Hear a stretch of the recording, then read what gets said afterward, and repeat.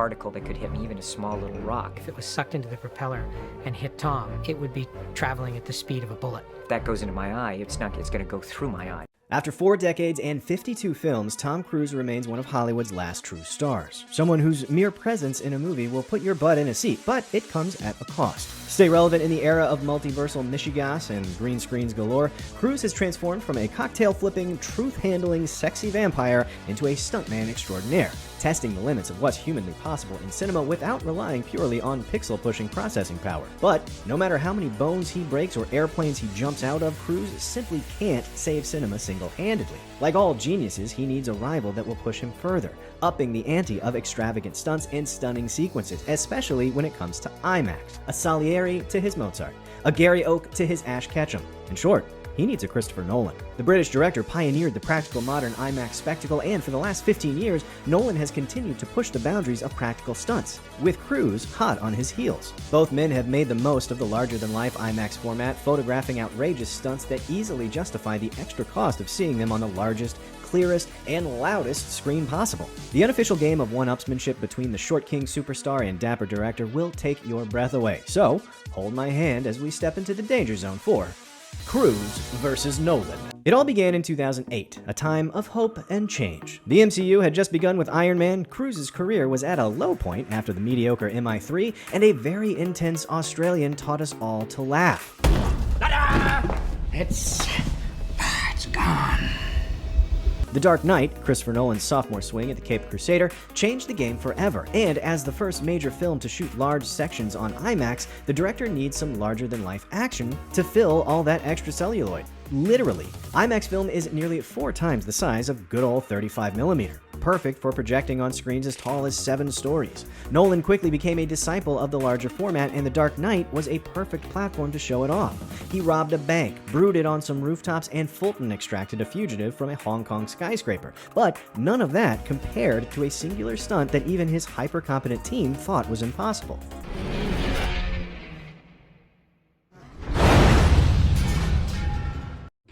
In pre-production, Chris Nolan kept challenging everybody to come up with ideas of how we could beef up these action sequences and try to do something that nobody had ever done before.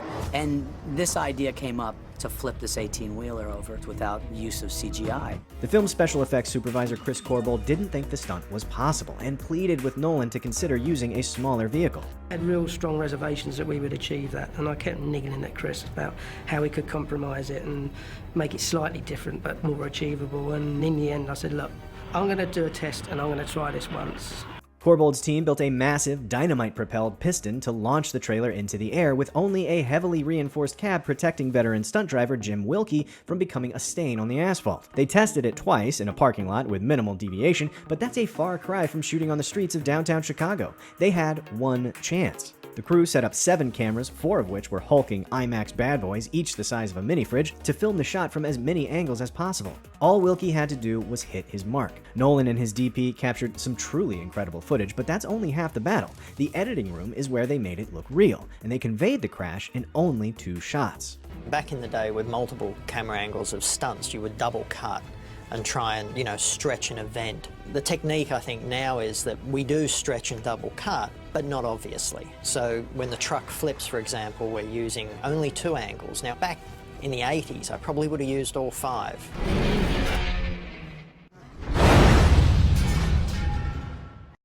As thrilling as it is to fully go commando, it's the understated edit that keeps the stunt grounded in reality, and more importantly, holds the scene's focus squarely on Batman and the Joker. Now, before we get to the conclusion of Nolan's trilogy, complete with the single action scene the director is most proud of to this day, we've got to check in on our boy Tom Cruise, because he's running up and down the walls.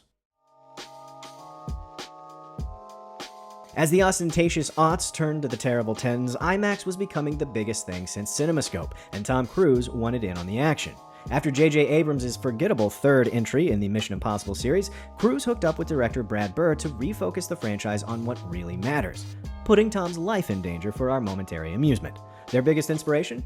The Dark Knight, of course. Their mission, should they choose to accept it, dangle world-famous movie star Tom Cruise out of the world's tallest building, the Burj Khalifa. Suddenly my eyes just snapped open and I realized the star of our movie is like swinging around on the outside of the tallest building in the world, held on by like a tiny wire. And I just kind of went, "Ugh!" And while the actor is clearly capable of, well, anything, you don't just start running down the side of a 2,700-foot skyscraper without a little practice. While Tom spent months training on a soundstage replica under blazing hot lights, the production took over some unfinished floors of the Burj itself, smashing out 35 windows to make room for safety equipment, crew, and camera cranes, all for a 10-minute sequence. And even though IMAX cameras are absolute units, the film itself is so big they could only hold enough to shoot 3 minutes at a time. That means the helicopters flying around the shoot had to constantly land back at the base to refill their film magazines, all while Tom Cruise was strapped into a harness with zero circulation in his legs as he climbed and scrambled around at an altitude taller than the Empire State Building. It took a massive amount of coordination, competency, and chutzpah to pull it all off, but the crystal clear cameras provided a sense of realism that even the director didn't anticipate. Reflections in the glass have moving things in them, like cars and stuff like that, and then they're actually reacting to the pressure of Tom's hands. And it's the kind of detail that you would never think to get in effects. And if you did do it, it would be tremendously expensive. Cruise's death-defying leap to IMAX proved that practical stunts were alive and well. Nolan just needed to top it. So, taking inspiration from the original action bad boy James Bond, he paid homage to License to Kill with an iconic sky heist that became the stuff of mimetic legend. As you might have guessed by now, this stunt involved immense amounts of multidiscipline collaboration, incorporating live-action aerial stunts, miniatures, and a rotating airplane interior set that could tilt, pitch, and roll. But all the prep work in the world can't fully prepare you for a shoot in the middle of the sky. With Chris Nolan, as much as we can physically do inside of that lens is where he would like to go. We had them on the outside of the aircraft, shooting through the windows, and it was a big thing to come together. Now, there's still some computer trickery involved here. Those are real stunt performers hanging from an actual fuselage thousands of feet above sea level, but the plane tail is a combination of CGI and miniature work. But the coolest shot of all, the one where Bane disengages from the plane, that's all real, baby. With all the wild stunts he's pulled off before and since the sky heist, the sequence is still so thrilling and impressive that it's no wonder Nolan himself says it's the scene he's most proud of. And let's face it, doing anything on a plane is impressive. I feel accomplished if I can read a book on one, but for folks like Nolan and Cruise, the action is on the outside. After both men made a brief sojourn into sci-fi, Cruise with the forgettable Oblivion and the awesome Edge of Tomorrow, Nolan with the gorgeous special effects heavy but relatively stunt-free Interstellar, Cruise returned to the IMAX screen with a vengeance for the 5th Mission Impossible film, Rogue Nation. Like most MI movies, the action sequences are always way more memorable than the plot. For me, this is the one where Tom Cruise dangled from an A400 Airbus 5,000 feet in the air. Now, of course, a lot of things can go wrong here. The plane manufacturer had grave doubts about the stunt's feasibility. Airbus did not know for certain that the plane could structurally deal with what we were considering. We basically looked at you like you were crazy. But the real danger wasn't Tom falling thousands of feet to a grisly death. The biggest risk came from the wind and debris flying at that famous kisser. It'd be like the time a bird broke Fabio's face on a roller coaster, only with even more earth-shattering consequences. Any part. Of course, you can't have your movie hero closing his eyes or wearing dorky goggles. That's not what people paid to see. So instead, Cruise wore custom-made contacts that covered his entire eyeballs. An extremely uncomfortable experience that lasted for 8 takes over 10 days and resulted in 90 seconds of unforgettable IMAX action. Seems like he enjoyed it. And why wouldn't he? At the end of the day, he was still on the outside of a state-of-the-art cargo plane with all the bells and whistles of modernity, which was not the case for the vintage dogfights in Dunkirk.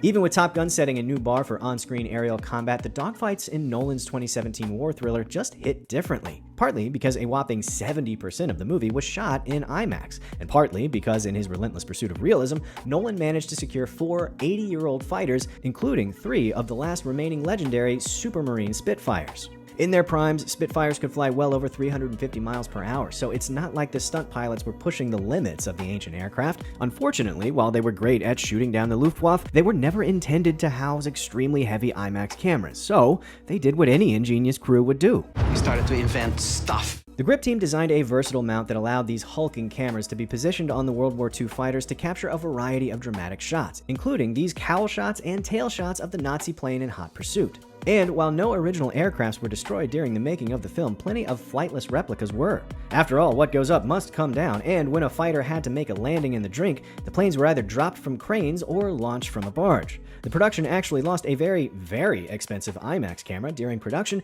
because one of the planes sunk too fast. Was it worth it? For historical accuracy, authenticity, or just plain awesomeness? The answer is, of course, to all three.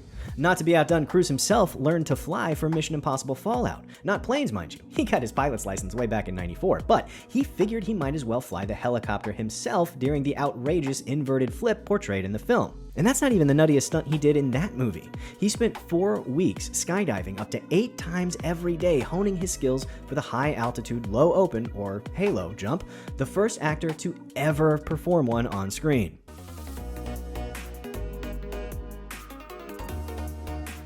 He jumped from a plane traveling 160 miles per hour at 25,000 feet in the air, accompanied by an aerial photographer who had to perform the exact same choreography for probably way less money, and with a 20-pound IMAX camera strapped to his head. So, who's the real hero here? And I have to be within 3 feet of him. 3 feet, not 2.5, not 3.5. It has to be 3 feet. Typical Halo jumpers require a mil-spec oxygen mask so they don't suffocate at such a staggering altitude. But the man didn't jump out of a plane for weeks on end just to cover up his face and leave plausible deniability for a stunt double. When you pay to see a Tom Cruise movie, you're paying to see Tom Cruise, which is why the production built a unique new helmet from scratch to showcase that famous smile. Now, could you have pulled all of that off with a green screen? Sure. But the day Tom Cruise velcros up in a mocap suit is perhaps the day that cinema truly dies. Besides, sometimes CGI is way more expensive than getting out in the real world and just doing the damn thing. Case in point, the 747 crash in Tenet. Despite Christopher Nolan's passion for IMAX practicality, even he has his limits. No way would you actually buy and crash a jumbo jet just for a few seconds of film, right? Originally, he planned to use miniatures, sets, and VFX to pull it all off, but after crunching the numbers, he realized that it'd be far more efficient to buy a real plane and do the whole thing in camera. After all, there's a lot involved in the sequence. You need actors in the plane and on the runway, establishing shots, and everything else needed to ground the scene in reality. And once you've got your retired 747 all dressed up and ready for shooting, is it really that much more effort or expense to blow it up? One of the first things I asked Chris was, how big do you want the plane? He laughed, and I said, I think I can get you a real plane. According to Popular Mechanics, a brand new 747 could cost upward of $400 million. A used but still flight-worthy model would run you a cool 16 mil. But for a film where all it needs to do is explode in spectacular fashion, you can snag an empty shell from a salvage yard for a paltry $100,000. That's a bargain compared to what a single CGI explosion would cost, and it looked a whole lot cooler to boot. Filmed at a real working airport in California, the crew rigged a tow rope through the plane and pulled it into the hangar with 2 massive tow trucks, praying that the old plane's brakes would hold. With a few prayers and some perfectly timed pyro, the practical stunt resulted in an image that will endure far longer than the somewhat muddled story of Tenet. Just think, yeah, would be cool in a movie. And then you get to set and it's like, yeah, we got a 747, we're crashing it into a building. That's how we're achieving the 747 crashing into a building. It feels very, very real, essentially because it is real. Nolan's dedication to practical stunts is peerless, and I'm sure after his brief sojourn into biopics with Oppenheimer, he'll be right back to raising the bar for action cinema. But at the end of the day, no matter how hands-on a director is, they're not exactly in the pilot's seat themselves. That's why we've got to hand this one to Tom Cruise, who clearly exhibits the flight stuff. Ha. How do you top Top Gun? The aerial action of the Tony Scott classic reached heights that no other film dared for 36 years, only to be eclipsed by its long-awaited sequel. Cruise, a passionate pilot who owns his very own vintage P-51 fighter, insisted on maximum reality. No stunt doubles, no CGI, just actors inside actual cockpits under insane acceleration forces. Much like his character Maverick, Cruise mentored the young cast and prepared them for the sights and sounds of the skies, but even a motivational speech from the king of couch jumping can't prepare you for 8 Gs crushing your body and squeezing the breath from your lungs.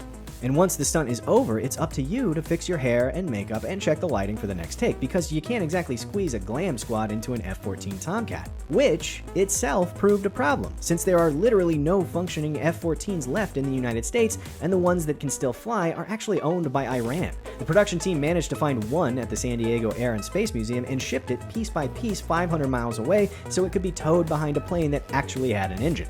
that's a lot less glamorous than the spanking new FA-18 Super Hornets the Navy happily provided, at a cost of $11,000 an hour, by the way. But you simply can't have a Top Gun movie without the iconic Tomcat, no less than you could do it without the iconic Tom Cruise. Sure, things are a little different now. The Cold War is over, the pilots aren't all dudes, and the action is coming at us in absurdly clear 18K IMAX resolution, but the constant, as always, is Cruise. Creatives like Tom and Chris are a rare breed in Hollywood these days. In the post-pandemic world, studios are increasingly relying on crowd-pleasing celebrity cameos and green screen setups that essentially let celebrities work from home like the rest of us schlubs. It's making cinema seem less special somehow, but Cruise, Nolan, and the next generation of filmmakers they've inspired continue to take risks, do the work, and dazzle us with powerful practical set pieces. Will Tom Cruise and Christopher Nolan save cinema? Maybe. If they did a movie together, definitely.